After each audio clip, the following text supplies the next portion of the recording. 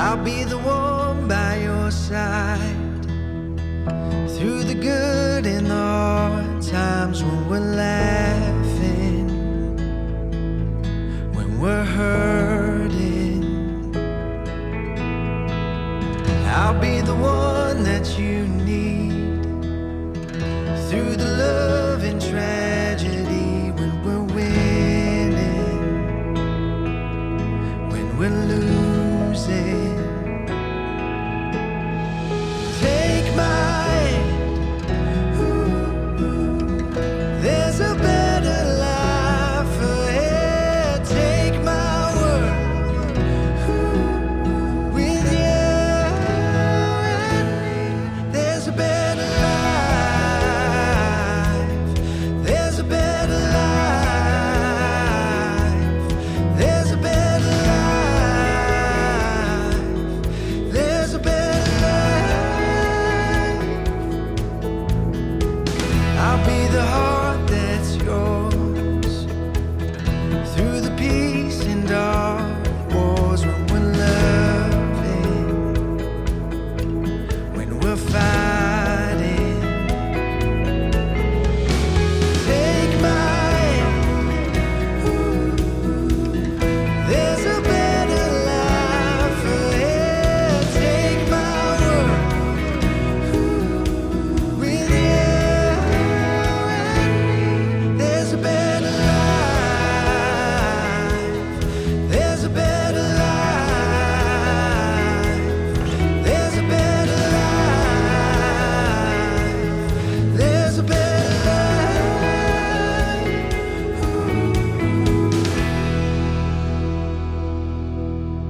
Hello, YouTube. Good to see you. Welcome, welcome. Well, I'm sorry I missed you last week. Had some technical difficulties. As you can see, I've rearranged the studio a little bit, so it looks a little different. I've doing some new lessons in the guild. Hold on, I'm turning on my focus mode because I don't want to be bothered. But got some new lessons I'm doing in the guild, and I like using that thing. So I needed to rearrange to make space for that. And sometimes I have tech problems, and I'm in the middle of doing that. I just got me an Nespresso for the office. If you don't have one of those, they're fantastic. They're amazing. The Keurig got kicked out of the office after getting one of these. So big fan. Today, what we're going to do, I'm not going to do it yet. We're going to get to your comments. We'll look at everything. But I got some of my favorite weight loss books right here. And I'm going to go through some excerpts from each one that I like. These are, remember, I'm on a weight loss journey too. So I'm learning for y'all, but I'm also learning for me. And I know you might be like, wait, Chris, you're not on a weight loss journey. You lost all your weight. Well, I'm on the maintenance side of it, right? I'm on a weight management journey, which is something we'll actually talk about in this book. She talks about something like that. So the books I brought today, these are from my, I have used this information to help me, and that's what I'm sharing with you. So this first one it's an older book, actually, from Bob Greene. It's called Get With the Program. That's the first book we'll be reading from. Then I have The Gifts of Imperfection by Brene Brown. This is one that actually helped me on my weight loss journey. Then I have Brain-Powered Weight Loss by Eliza Kingsford.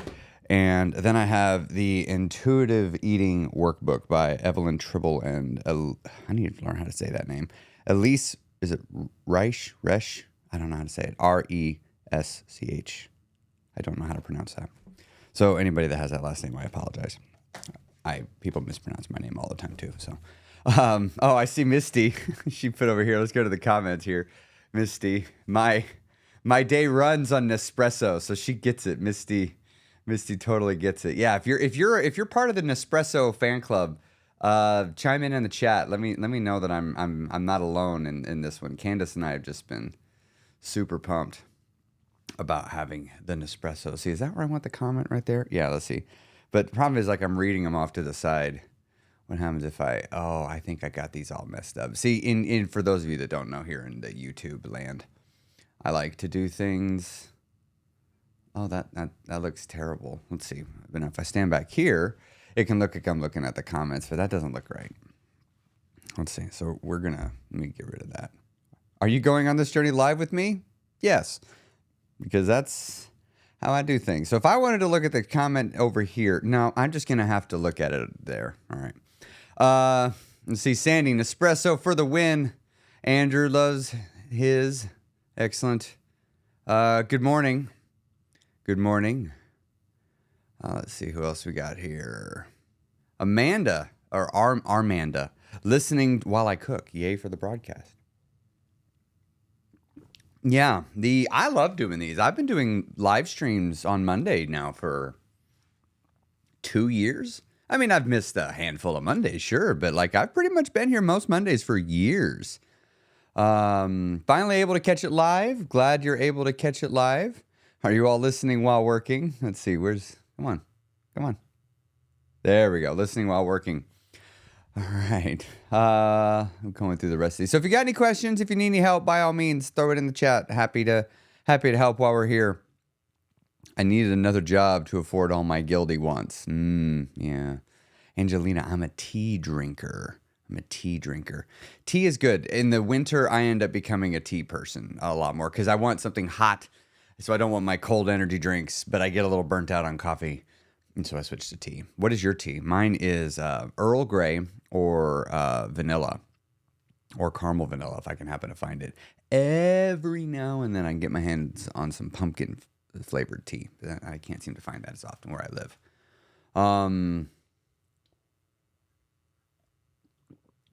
Kristen, Nespresso Life. I make a bougie latte for myself every day. Yeah, I feel like this is a bougie cup of coffee compared to what I normally get. For sure. All right. So, I need to tell you a couple things. First, if you want to make sure to not miss any live stream stuff, you're supposed to. Oh, hold on. That is all sorts of messed up. How do I fix that? Hold on. I know how to fix this. I can fix this. My buttons aren't working. Why aren't my buttons working? Oh, here they are. All right, so hold on. I need to come over here, and I need to grab all of this and drag this over to this other view. So now if I come over here, hello, I should have these here. Yes. Does it work, though? No, it doesn't work. But I can manually trigger it. So if you want more videos like this where we talk about coffee and we haven't even gotten to the topic yet, be sure to like, subscribe, hit the notification bell. You'll be notified anytime I go live. And I'm going to hit it one more time just for good measure right there because I didn't mean to do that. And also, the guild, I'm doing something different for anybody that might be aware or might not know. And we have several guild members in here. So guild members, I guess you don't know this either. I, in the past, have just let people join whenever because I thought, hey, I don't want to stop you when you're wanting to join the guild. But something I've learned is when people come join the guild, I would really like to help integrate you. And leaving you off on your own has been kind of tricky for many of you. So many of you have gone through that journey, and I apologize. I've been building this, figuring it out, success looping it, learning all the things. And one of the things that I've learned is I need all the new people to come in at the same time. Every time I've had a whole bunch of new people come in at the same time, it is so much better all around for everybody. So after my last live event, I shut down the doors of the guild. So no one's been able to join. And guess what? The enrollment is now open again. So I have opened the guild for 1 week. For 1 week and 1 week only. And then shink, I am closing those doors again. And they're not opening again until January. So if you are thinking about joining the guild, if you've been on the fence about joining the guild, or if you want to get, you're looking to get that community and think, well, I don't know, maybe they'll do it for a Black Friday sale. There's no Black Friday sale. There's no sales coming. So if you want to get in, this is the time. Otherwise, you're going to have to wait till January.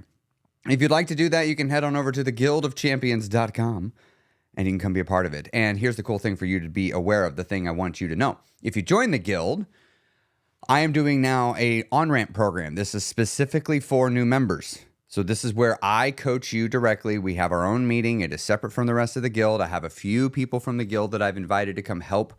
You get to meet them, and then we'll get you integrated into because right now it's a bit like an open fire hydrant when you come in and join between the community itself and then the over 250 hours of information that's available to you. So we're trying to Slow that down. Make it a little easier. So I've created the on-ramp program, and that is we're actually, I've already done it, and it worked great. So I'm going to keep doing that. So if you're interested in joining, head on over. Okay. Let's go back to the comments. If you got any weight loss questions, if you need any help with anything, don't be afraid to ask them in the comments. I'd be happy to answer them. Oh, what's your favorite? Didn't mean to hit that. What's your favorite Nespresso flavor? I'd like to know that. You could definitely tell me that in the comments. All right, let's see. About to take my walk. I'm off for today. Excellent. I love it. Taking a walk, getting some movement in while you're here doing this. It's so important for weight loss.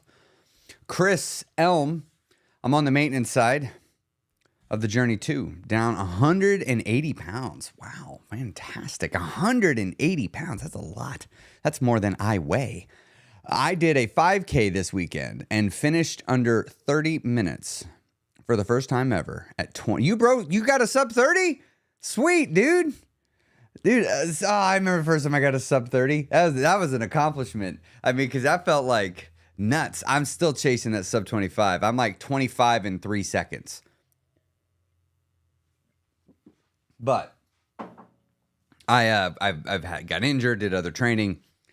I keep thinking I'm going to get it, though. I think I might go for it. I don't know. I got to decide. But congratulations. Anyway, but starting at 387 pounds. Never saw that one coming. Wow, I'll bet 387 pounds. You never would have fathomed you running a sub 30-minute 5K. Oh, gosh. That is so cool, Chris. I'm very excited for you that you got that experience. That's awesome. Awesome. So, opening my morning with a liter of herbal tea. I do like herbal tea there. Let's see. Go away comment. All right, just going to keep coming back. I guess that's how it's going to do it. All right, is maintenance within 5 pounds of your ideal weight? Oh, great question. Let's talk about that. So your ideal weight is a little bit up to you. You get to decide what that is. Hey, let's bring over the paper.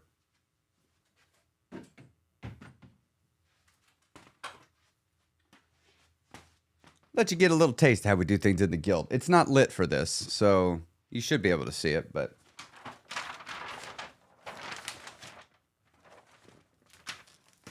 Oh, there's last week's lesson.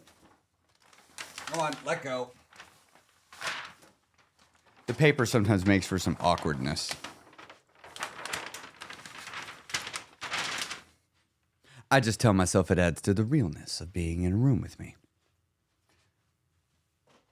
Because if you come to one of my seminars, that's exactly how this looks. So let's talk a little bit about maintenance and answer Nellie's question here, which is a great question. Oh, there's more.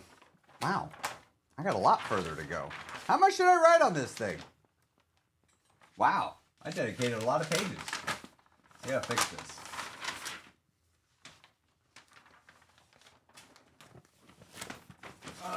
There we go. There we go. Now we got a fresh piece of paper. So let's think of your weight. So you're trying to decide where it is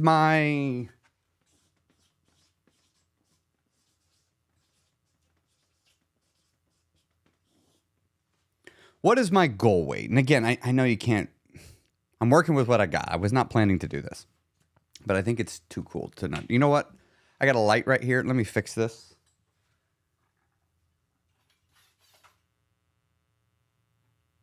Light, twist, I tell ya, twist. There we go. There, that should light that up a little bit. Okay. So all of us have a starting weight, which we're just going to have represent, this is your starting weight, your highest weight right here is this point.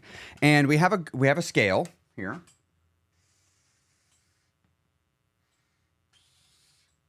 Okay. And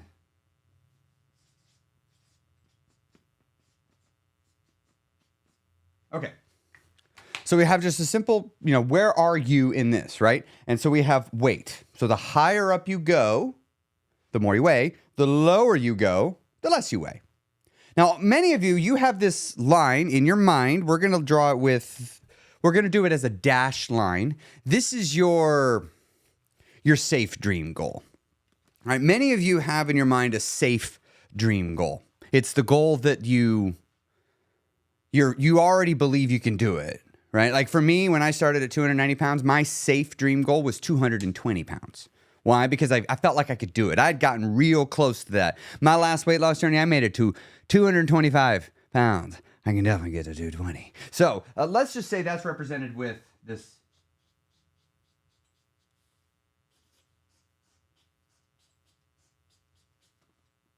All right. So that is the safe goal right here. Hold on.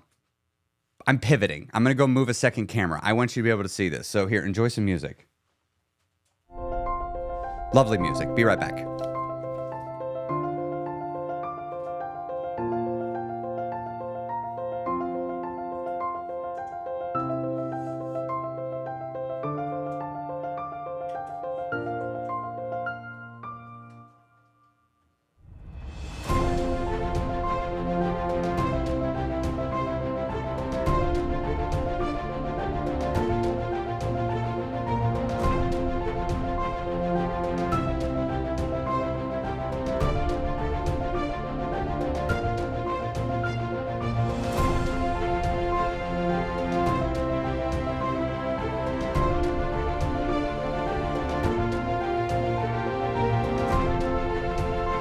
Okay. Thank you. Let me show you why I wanted to do that, because now I can do this and let you actually see the board a little bit clearer. So this will hopefully help. As I said, I wasn't planning to do this. Otherwise, I'd have already had that camera angle set up. But that's all right. So back to this. This is your safe goal. This is the one that you're pretty sure you can get. In my case, that was 220 pounds. What my hopes are that as you go along your journey, as you approach this one, you'll begin to realize this right here has another word. You might have started off, I'm ruining it by calling it your safe goal. But the other thing is,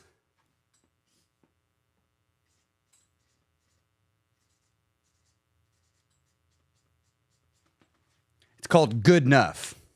It's a Southern term, good enough.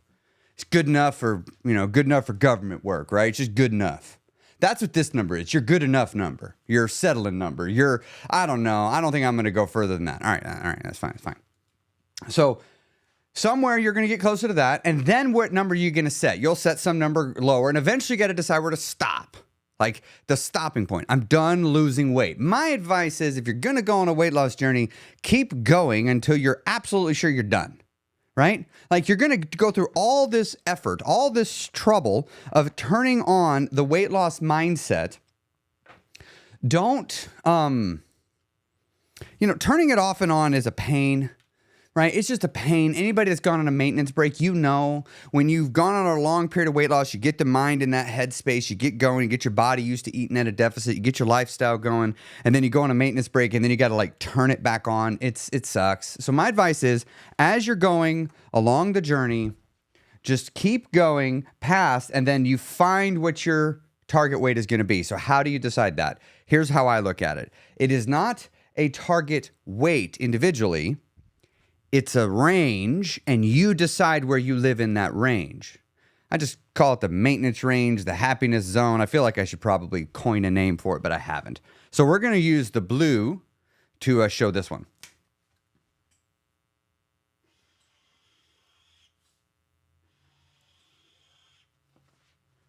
All right, so between these two lines represents the happiness zone. This is where you want to live, is here in these two lines. This is not the scale, by the way. And so you're going to lose weight and keep losing until you get into your zone. And you're going to decide where you want to be. Now, I actually should have drawn this a little bit wider because that would have made it a little easier to work with, but we did what we did. So once you're here in this zone, you decide, do I want to stop here or here? I can stop at any one of those little dots right there, wherever you'd like to stop. And so the way I look at this is, it's where if you were at the top end, you're still fine. You're not overweight. You don't have any problems. And then if you're at the lower end, you're getting pretty skinny. You might need to stop, right? Like there is an actual part where it's like you're not too skinny, but you're flirting with it, right? You're like 5 pounds away from you're too skinny, right? So look, you decide. Some people like to have a little cushion on them. That's okay. There's nothing wrong with that. Some people, they want to be really skinny. They like it. Let's look at dudes. Some dudes want to be big muscle.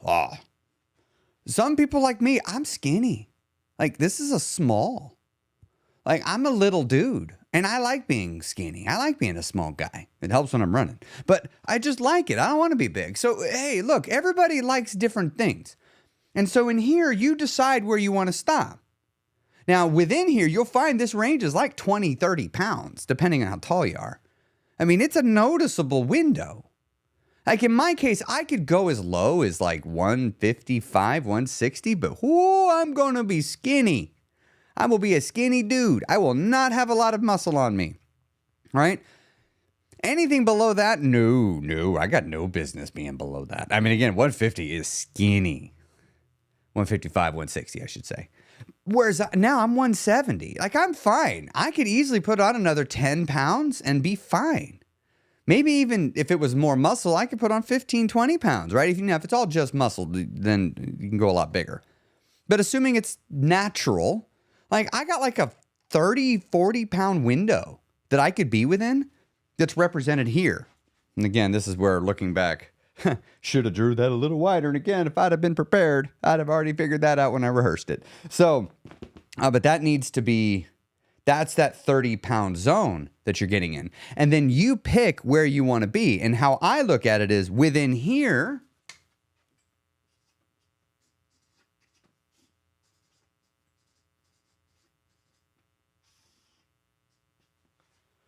somewhere within this zone, you decide where you want to be.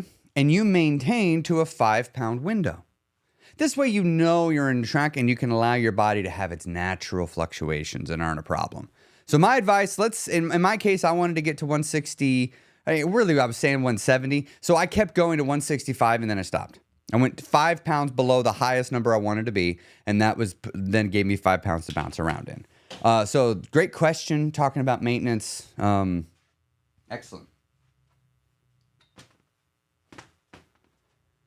All right, let's go back to the comments section here and see what we got. Abby, just getting out of a maintenance break, didn't intend to take, but life happened and weight loss went down in priority. It's hard to come out of it for sure. It is. But one thing to always remember that did help me is remembering that maintenance is always a victory.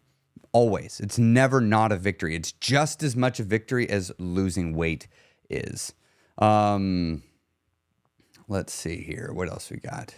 So, that was the question for this one, is within 5 pounds of your ideal weight. So you maintain to that. All right, let's just jump into the books. So as I said, I'm going to I went through these and just grabbed a favorite section from each one of the books. The first book we've got is Get With the Program. Or wait, can I do this other camera angle? Hold on, I'm going to adjust that. I'll be right back.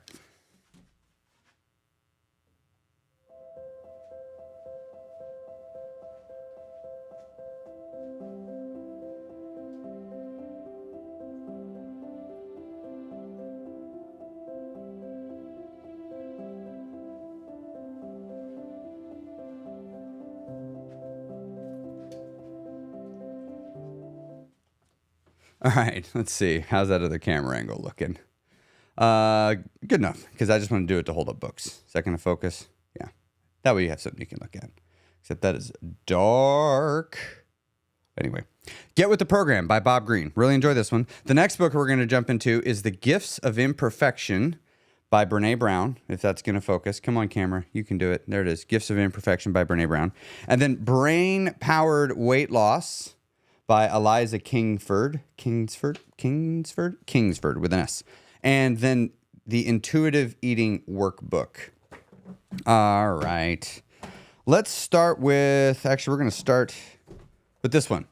The Intuitive Eating Workbook. Talk about one of my favorite sections. Now, before we do this, if you like the live stream here, please be sure to like and subscribe. Hit the notification bell. You'll be notified every time I go live. I go live every Monday morning. And if you have been thinking about joining the guild, the time is nigh because the door is open. They're only open until the 7th, at which point I will close it at 5 p.m. And they are more than likely going to be slamming shut until January. So it may be end of December. I haven't quite decided yet, but they're not opening for Black Friday or for Thanksgiving or anything like that because I'm working all November with the people that are joining right now. So anyway, because I got my on-ramp program, which is a new thing I've created. It's a coaching program that I do to help the new people get integrated.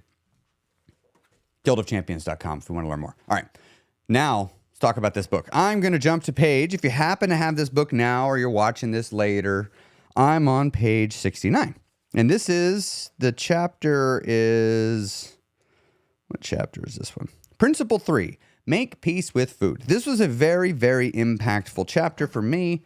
As I picked up this book to help me learn how to maintain my weight. Which I still do that, by the way. I still pick up books to learn how to do this. But let me read this here. I won't stop eating a particular food. This is a common fear expressed by dieters, which reflects deprivation and a lack of habituation.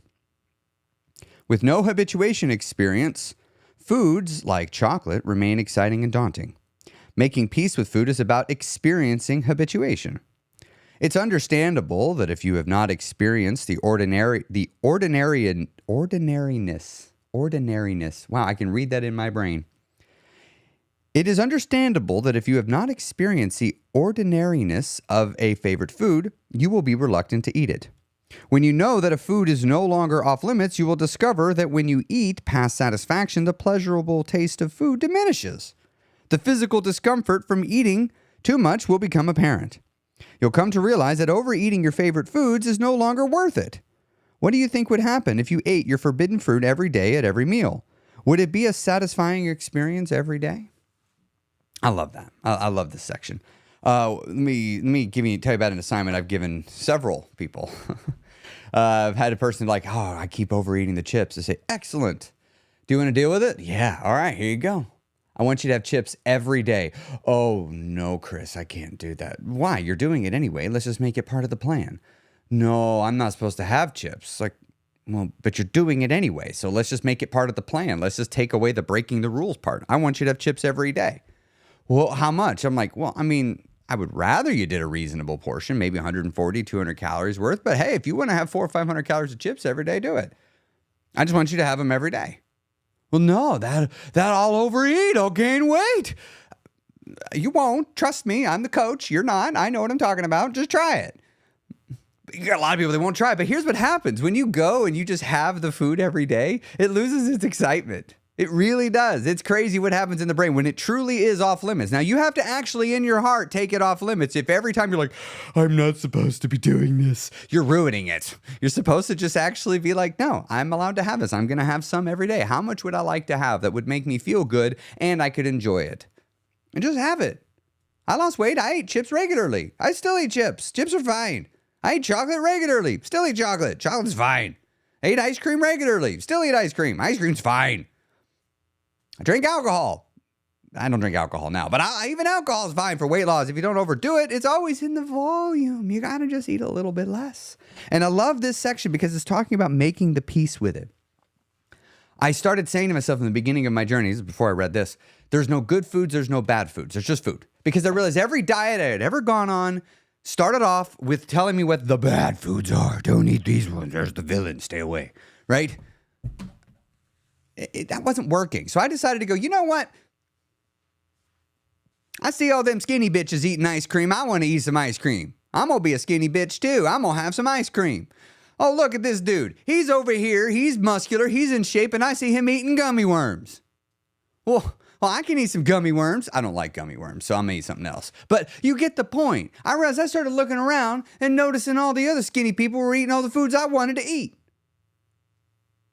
Well, how come they can do it and I can't?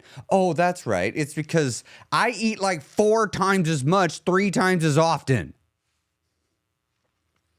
Well, Chris, we're not supposed to talk about that. We're supposed to only talk about how it's the foods that make me big. It's different for me. No, it's not different for you. If they ate as much as you did, they'd be as big as you too. So, You have to actually take the food and say it is neutral. It is not good, nor is it bad. It is just food. It is there. And I'm going to make a decision. And I'm not going to take any foods off limits. Didn't mean to bring that up. How do I make that go away? Did I put that on a button? Hold on. Go away. There we go. All right. So, yes, that section, that's excerpt 1. Actually, do I want to read any more from that? Let me see. I think I might have something on the second page. Oh, here we go. Yeah. We'll do this paragraph here. I tried eating forbidden fruit. I tried eating forbidden foods before, but it didn't work. Well, you might have behaviorally allowed yourself the freedom to eat forbidden foods. But did you truly have unconditional permission to eat? That's what I was talking about just a few moments earlier. You have to actually, in your heart, give yourself the permission to do it. And here's the really interesting thing about this. Actually, was it this book that says it? I think this book is. Hold on. Let me see if I can find it. Yeah, here it is. All right. The process of becoming an intuitive eater is an inward journey, a solo endeavor, and even well-meaning comments and criticisms from other people do not serve this connection. All right, that second part was dumb. But the process of becoming an intuitive eater is an inward journey, a solo endeavor. You have to do this yourself. You have to look at yourself on the inside and be honest with yourself. You can act as if you don't have a problem with the chips, but if on the inside you're like, I'm actually breaking a rule, I shouldn't be doing this, then you haven't given yourself permission. You have to actually take the food and say it is okay to have that food. Let's move on to book number 2. We're going to jump to The Gifts of Imperfection. The Gifts of Imperfection by Brené Brown. One of my absolute favorite books. I picked this up on my weight loss journey. I would get movement in my life by going to Barnes & Noble. And I would walk around and I'd grab books. And I told myself, I can stay here. I can read as long as I want. I'm just not allowed to sit. I just have to stand. So I just figured, me just pacing doing this is burning more calories than sitting, I figured. P.S. I was right. And so I would just go there and I'd have a coffee. I'd carry it around with me and I'd read my books. And now I was allowed to sit if I had my coffee, right? Like if it was, because sometimes it was just too hot to hold, right? So I'd set it down. But once I could hold it, I had to go walk around. Anyway, I was at Barnes & Noble off of Butterfield in Downers Grove. I think it was technically still Downers Grove. It was right near there. And I stumbled onto this book right here, The Gifts of Imperfection. I remember pulling it out of the shelves, looking at it going, let go of who you think you're supposed to be and embrace who you are. Because I was struggling on my journey. Many of you have only met me in this form with this relationship that I have with myself. So when I describe how I used to be, it may be hard to understand how much I didn't believe in myself and how I had no idea who I was supposed to be and how I just thought I was destined to live a life of being not me and not happy. And so when I found this book, it's right as I was beginning to work through that. And this was a very impactful thing. Oh, hey, actually, yeah. Here it is. This is the receipt for the book. I paid $14.95 and I bought it. Where's the date? Yeah, 1/23/21. 1/23/2021 at 4:01 p.m. That's when I bought this book. So, as I read it, there's very little of this book that was marked. I hadn't quite reached the point where I was having myself mark up books a lot. I had like this weird reservation against it. Now I don't care. I marked the mess out of them. I only have one dog ear. That was the other thing I didn't used to do. That's where you fold a page. Come on. That's where you fold the corner of a page. You can see how that one's folded right here. Only one. You get to this book. There's so many of them. But this book only has one. Because as I read it, this right here, these 2 paragraphs hit me really, really hard. And it probably changed my life because it helped me see something in a new way. And I needed to see this in a new way, so I got it. And the thing it was talking about is perfectionism. And this was in the chapter Cultivating Self-Compassion. So for those that have this version of this copy of this book, I'm on page 56. And let's see, do I want to get a running start? Yeah, I'm going to read the one paragraph ahead of my favorite two. So first, here we go. As a recovering perfectionist and aspiring do-good-enoughist, I found it extremely helpful to bust some of the myths about perfection so that we can develop a definition that accurately captures what it is and what it does to our lives. And I like how she worded that, a recovering perfectionist and aspiring good-enoughist. I know it's interesting what I was just saying but there about the good enough thing. Part of the wisdom in life is knowing when to apply different principles. Realizing that there's no one size fits all. Black and white thinking will get you really stuck. And the hard part of life is learning when to know good enough is exactly what you need and knowing when good enough is what you don't need. It's hard to know sometimes. And I was beginning to understand that.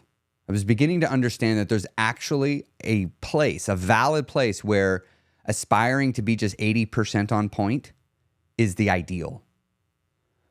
And I started to realize that personal growth, personal development, that's one of those places. And this book hit me at just the right time because I also was aspiring to become a good enoughist. But I was struggling with perfectionism. You too, huh? So let's read my favorite paragraph, the one that probably changed my life. Perfectionism is not the same thing as striving to be your best. Perfectionism is not about healthy achievement and growth. Perfectionism is the belief that if we live perfect, look perfect, and act perfect, we can minimize or avoid the pain of blame, judgment, and shame. Perfectionism is a shield. Perfectionism is a 20-ton shield that we lug around thinking it will protect us when in fact it's the thing that's really preventing us from taking flight. That's what that reframe I needed. That the perfectionism that I thought was driving me to greatness was in fact an anchor keeping me down and preventing me from achieving my greatness. Clinging to being perfect stopped me from making progress. This helped me see that. This passage. Let's go to the next paragraph. Perfectionism is not self-improvement. Perfectionism is, at its core, about trying to earn approval and acceptance. I'm going to read that again. Perfectionism is, at its core, about trying to earn approval and acceptance. Most perfectionists were raised being praised for achievement and performance, grades, manners, rule following, people pleasing, appearance, sports. Somewhere along the way, we adopted this dangerous and debilitating belief system. I am what I accomplish and how well I accomplish it. Please perform perfect. Healthy striving is self-focused. How can I improve? Perfectionism is other-focused. What will they think? One of the realizations that I had on my journey of self-healing was the realization that I am living my life being overly preoccupied with what other people think of me. And in fact, I am making decisions by trying to intuit what I think the person in front of me wants me to be so that I could be that to make them happy. In hopes that they will then like me. In hopes that I will then feel that I have done enough and I am good enough. I'm worthy. I'm deserving. This is how I lived my life. And perfectionism was this little poison that got me always chasing that. Always chasing you telling me I did good so that, oh, thank you. Thank you for giving me permission to think that I did good enough. Oh, if you hadn't have given me this compliment, I would have never known if I was good enough. I needed that from you. That's what I was starting to see. That's what I was starting to see. Most perfectionists were raised being praised for achievement and performance. Somewhere we adopt The debilitating belief system. Here it is. I got to read it again. This is a debilitating belief to hold. I am what I accomplish and how well I accomplish. Never, ever mistake what you do for who you are. Never, ever mistake your body for who you are. Never, ever mistake the role that you play in life for who you are. Never think that you are just a mom. Never think that you are just a dad. Never think that you are just to insert your profession. Never think that you are just a male or a female. You are so much more than that. And perfectionism would have you not find that out. Perfectionism would rather you go around believing you are only good enough if what you do is done the best. Because that's you. You can never, ever confuse who you are and what you do. Don't ever do that. And this book began to open my mind up to that. This is just a gem of a book, but honestly, just those 2 paragraphs alone are what changed my life. I don't remember anything else in this book. I only remember those 2 paragraphs. I have been regularly going back and rereading those 2 paragraphs since I bought this book in September of, was it September? No, January of 2021. That's, yeah, oh, such a great book. All right. Hey, if you are enjoying this and you want to get more of these, please be sure to like, subscribe, hit the notification bell, and you will be notified anytime I go live. And if you have been thinking about joining the guild and you like this sort of stuff and you want to have lots of information like this, in fact, over 250 hours, the guild is currently accepting new members only until the 7th, and then the doors close at the end of the week. And they are not probably, I really don't think they're opening up until January, maybe end of December, but they are not opening up in November. I know that for certain. All right, so if you're thinking about doing that, head on over to theguildofchampions.com. And if you haven't checked out my free podcast, episodes come out every Friday, check out the Chris Terrell podcast, available on all podcasting platforms. And now on to book number, 3, Bob Greene's Get With the Program. Get With the Program. Let me tell you how I found this book. I like to go to Goodwill and peruse the old books. I always like to find what I see. I love reading old weight loss books.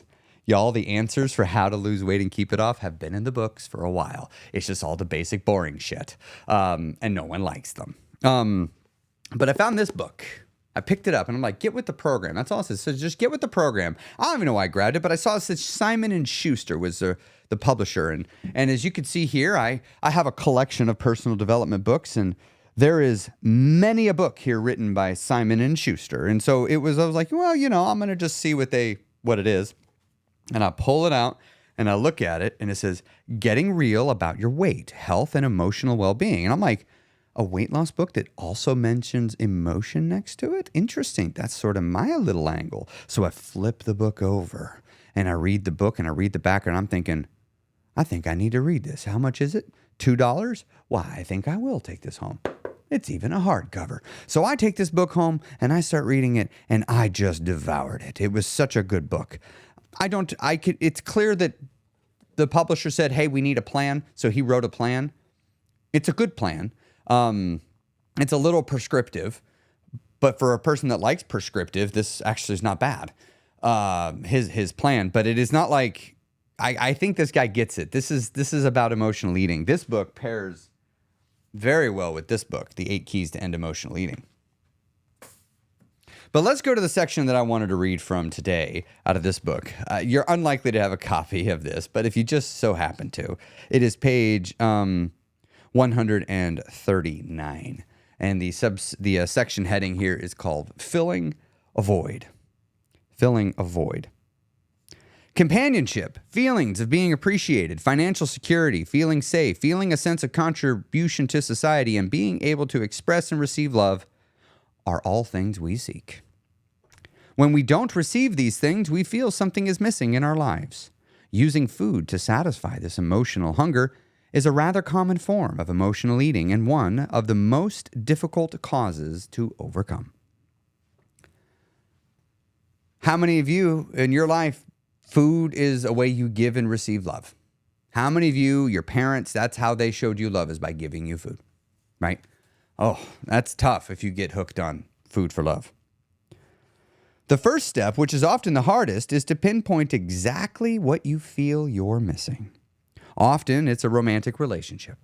But romantic relationships don't always magically appear when you want them to, and a healthy relationship is one which you don't look to the other person to make you happy.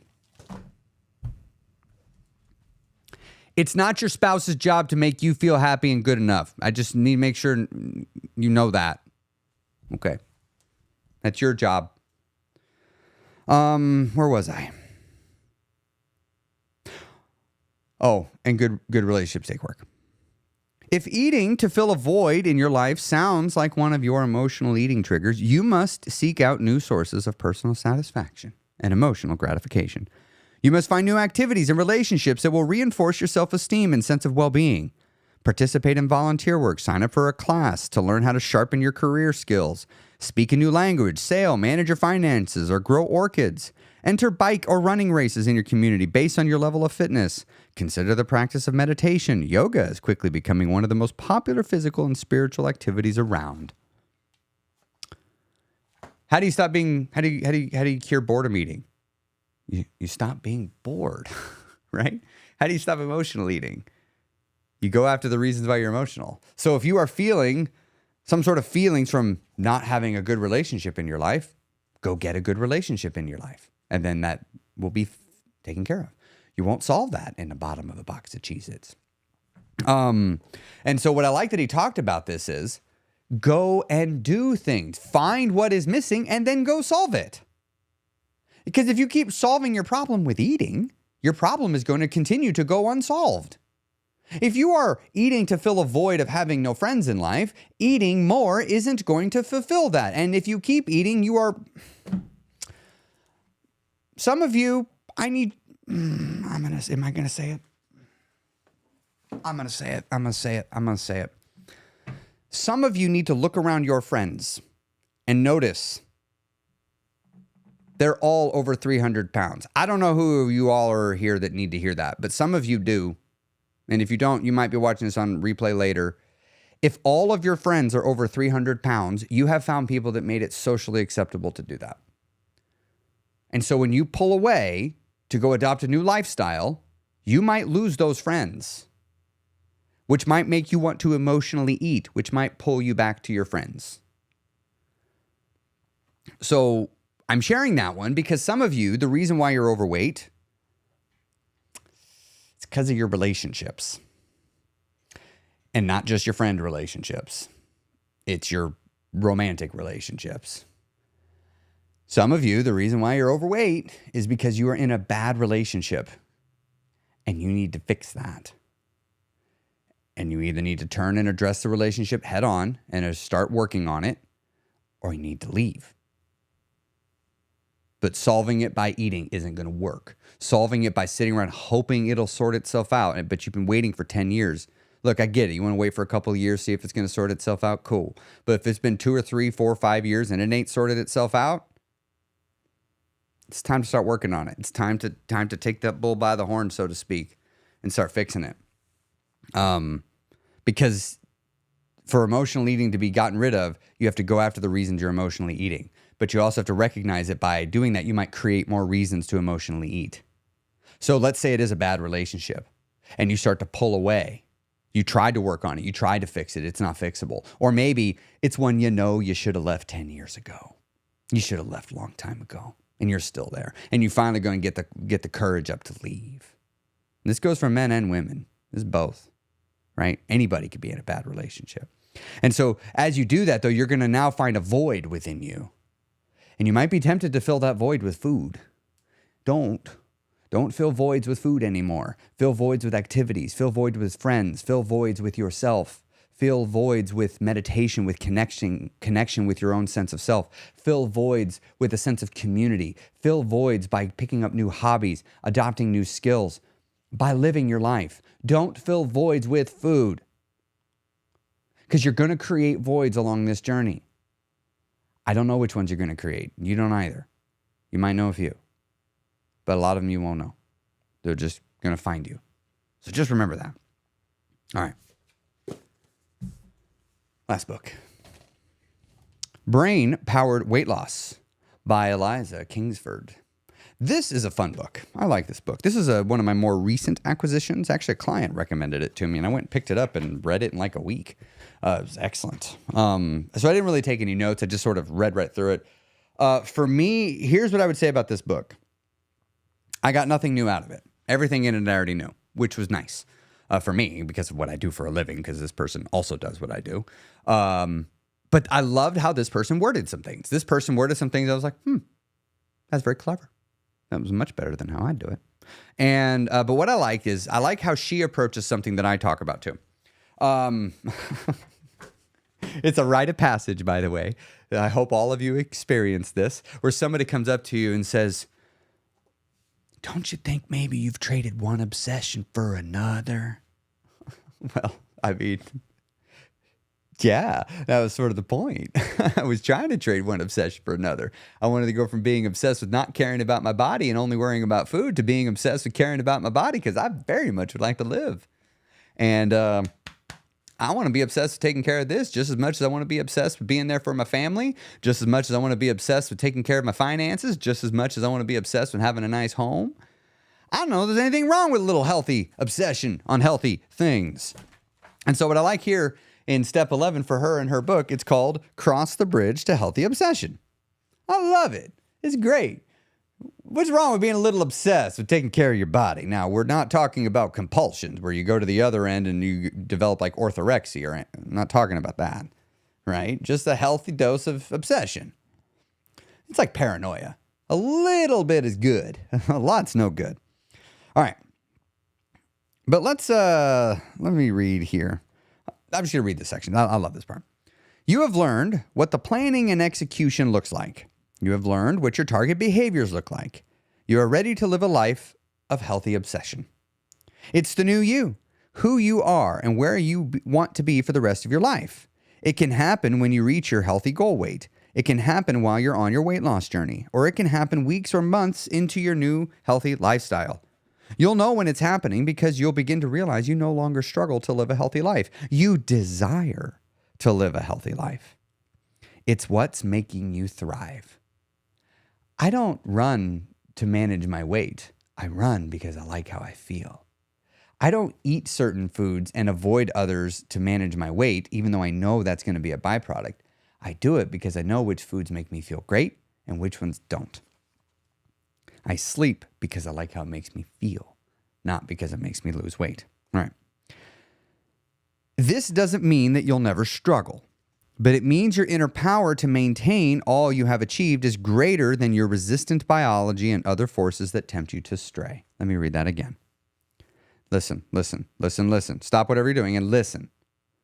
This doesn't mean you'll never struggle, but it means your inner power to maintain all you have achieved is greater than your resistant biology and other forces that tempt you to stray. In the beginning of my journey, I made a conscious decision.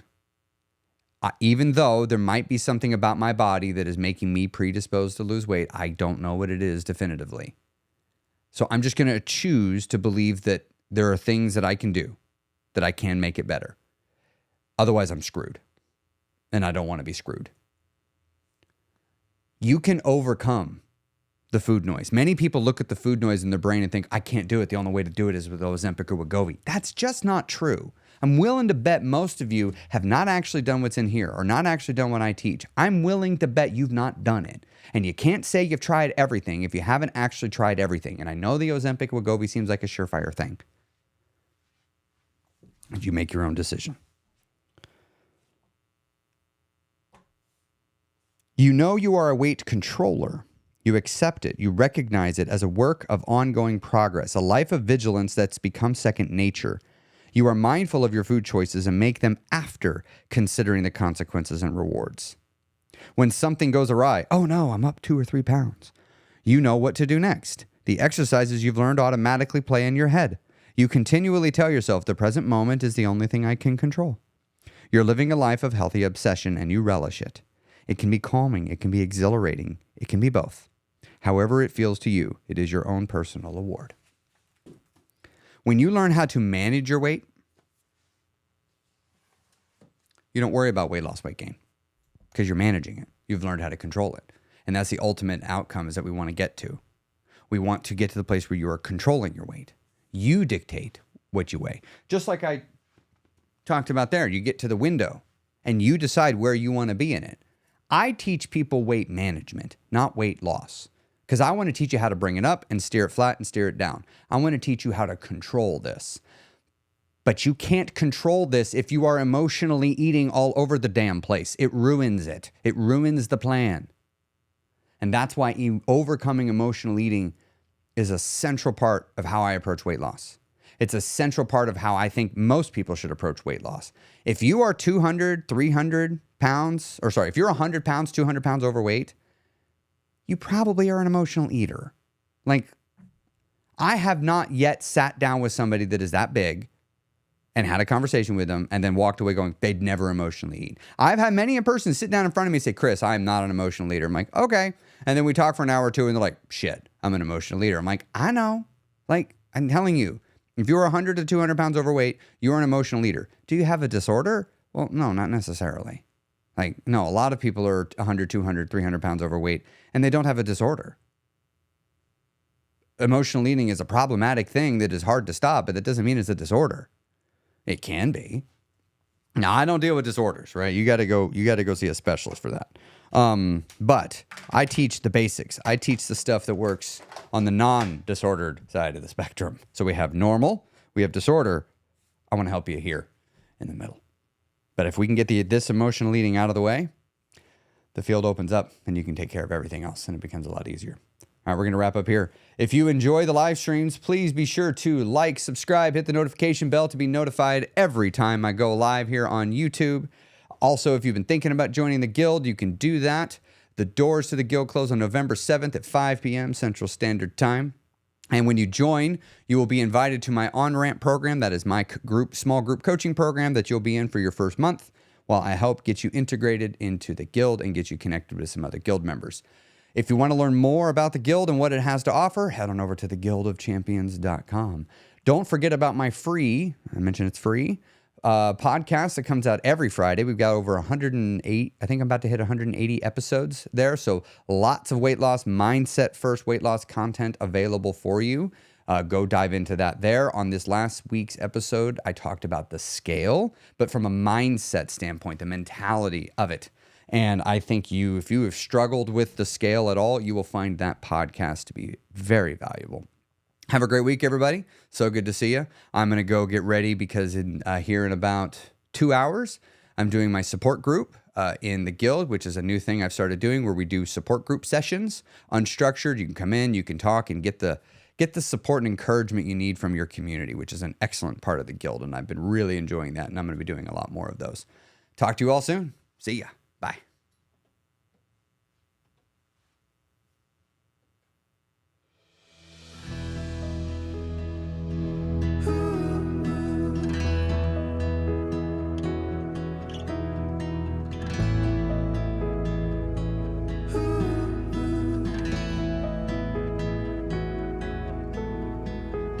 I'll be the one by your side through the good and the hard times when we're laughing, when we're hurting. I'll be the one that you need through the love